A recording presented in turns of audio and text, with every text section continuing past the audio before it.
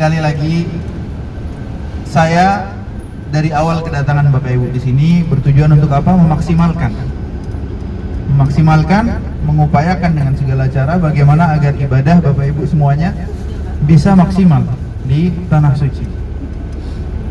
Insya Allah apapun yang saya lakukan itu adalah untuk mengoptimalkan bagaimana ibadah kita semua di sini.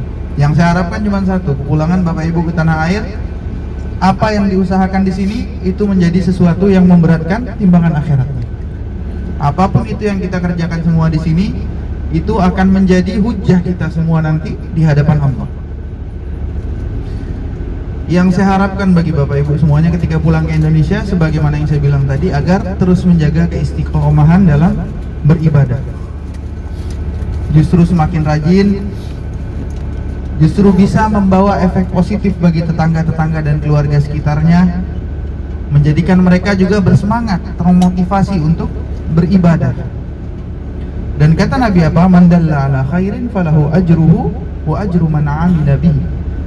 Atau kama qala sallallahu alaihi wasallam. Barang siapa yang menunjukkan kepada kebaikan atau mengajak itu nggak harus, ayo Pak kita ke masjid, nggak harus gitu. Cukup misalnya kita terbiasa di sini 5 waktu ke masjid. Sampai Indonesia kita mulai 5 waktu ke masjid. Tetangga melihat. Misalnya, kok Pak Selamat sekarang 5 waktu bisa ke masjid ya? Masya Allah. Masya Allah. Amin. Amin. Tetangganya ngikut. Caper ya, caper. Mulai ngikut. Caper nih gitu. Lucu sekali.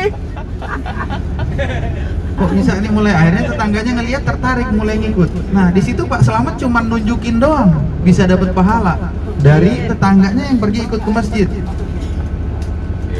Seperti itu. Atau mungkin Pak April lagi di kantor tiba-tiba setiap zuhur udah hilang nih, duluan ke masjid duluan tiba-tiba. Jangan ngeliat dulu ya. Biasa Pak April kayaknya zuhur di belakang meja. Sekarang boleh ke masjid, teman kantornya ngeliat, terus ngikut. Itu insya Allah bisa menjadi pahala jariah tanpa kita sadari. Dengan mencontohkan, menunjukkan hal-hal yang baik yang membuat orang tertarik, mungkin akan menjadi jalan hidayah bagi orang tersebut. Dan itu adalah tabungan pahala yang tidak pernah kita duga atau tidak terprediksi ibaratnya. Tiba-tiba nih ada pahala tambahan nih, padahal kita nggak tahu ini orang mulai ke masjid gara-gara ngelihat kita duluan, kita nggak tahu. Itu bisa menjadi pahala jariah buat kita semua.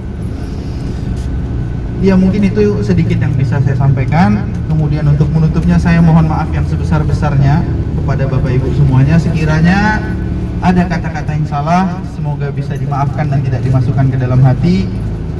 Dan ibadah umrah ini semoga tidak menjadi pemutus silaturahmi kita. Insya Allah kedatangan umrah berikutnya juga masih akan ada. Insya Allah buat Bapak Ibu semuanya. Saat saya udah tua, saat kayaknya ini umrah saya terakhir, enggak. Jangan bilang gitu, nggak ada yang tahu. Ada yang baru datang umrah umur 94-95 tahun. Kita nggak ada yang tahu umur, nggak ada yang tahu takdir. Kalau Allah bilang ini rezekinya masih umrah lagi 5 kali nih gitu. Nggak bisa. Nggak ada yang bisa mengubah takdir yang sudah Allah tetapkan. Ya, jadi tetap berdoa, menjaga keistiqomahan, berharap dan memohon agar pertama agar apa yang kita kerjakan tidak sia-sia.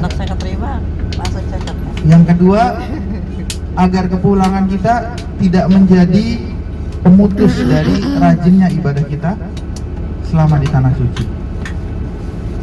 Ya, mungkin itu saja. Semoga insya Allah perjalanan Bapak Ibu semuanya lancar sampai Indonesia. Dan saya menunggu kedatangannya kembali di tanah haram untuk melaksanakan ibadah umrah ataupun haji. Atau kalau cuma mau mampir ngeteh ke rumah juga nggak apa-apa. Selok. Siap. GoFood kalian. SS-in aja tiketnya dulu. Ya mungkin itu saja. Wassalamualaikum warahmatullahi wabarakatuh. Waalaikumsalam.